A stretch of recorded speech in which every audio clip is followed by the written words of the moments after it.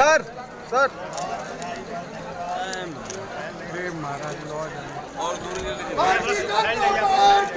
जिंदाबाद जिंदाबाद अनिल राजभर जिंदाबाद जिंदाबाद जिंदाबाद अनिल राजभर जिंदाबाद जिंदाबाद योगी आदित्यनाथ दयाशंकर सिंह जिंदाबाद जिंदाबाद अनिल राजभर दयाशंकर बधाई देता हूँ हमारे पूर्व राज्य मंत्री और इस इलाके के हमारे नेता छठूराम जी ने आज डॉक्टर साहब भीमराव अम्बेडकर की जन्म जयंती की पूर्व संध्या पर बहुत अच्छा कार्यक्रम किया।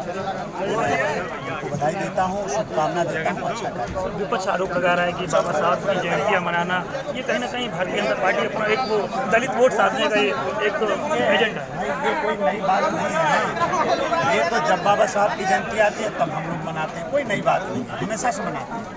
ये उन लोगों के लिए नया होगा जो नए नए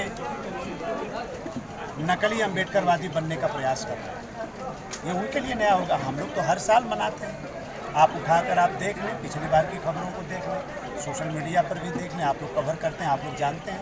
हम लोग तो हर साल ये कार्यक्रम करते हैं। विपक्ष ने जो आरोप लगाया 2024 में संविधान बचाने का, लगता है कि उसका असर कहीं और सीटें कहीं कम आई भारतीय जनता पार्टी नहीं, देखिए क्या है कि एक नैरेटिव उन लोगों ने बनाया और देश और देश की जनता को संविधान और आरक्षण के नाम पर गुमराह करने का प्रयास किया, जिसमें थोड़ी सफलता उनको मिली। भाजपा जो दलितों के लिए उत्थान के लिए काम कर रही है, लेकिन जो लोकसभा में एक रिपोर्ट पेश हुई है उसमें जो है 30 जो निजी विश्वविद्यालय जो हैं उसमें दलितों का कहीं ना कहीं संख्या जो 5% और एसटी का जो 1% है, इसे लेकर के देखिए क्या है कि प्रतिपक्ष के पास कोई चारा नहीं है, इसलिए देश के सामने झूठे तथ्य रखना, झूठे आंकड़े रखना, ये प्रतिपक्ष ने एक फैशन बना लिया है और झूठी बयानबाजी करना। और प्रतिपक्ष मोदी जी के विरोध में इतना अंधा हो चुका है कि मोदी जी का विरोध करते करते कब वो देश का विरोध करने लगता है, इसका भी अंदाज़ा उसको नहीं।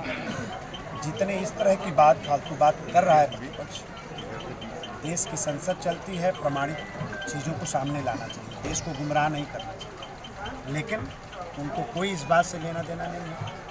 सत्ता हाथ से चली गई है, दूर दूर तक दिखाई नहीं दे रही है।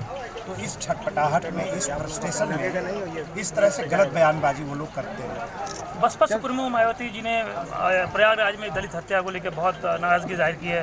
तो जहाँ एक तरफ बाबा साहब की जयंतियाँ मनाई जा रही है, वहाँ इसी प्रयागराज में, इसी प्रदेश में घटना हुई तो सरकार की जिम्मेदारी क्या है? कोई भी घटना हुई है, हमने कार्रवाई क्या की, ये देखना।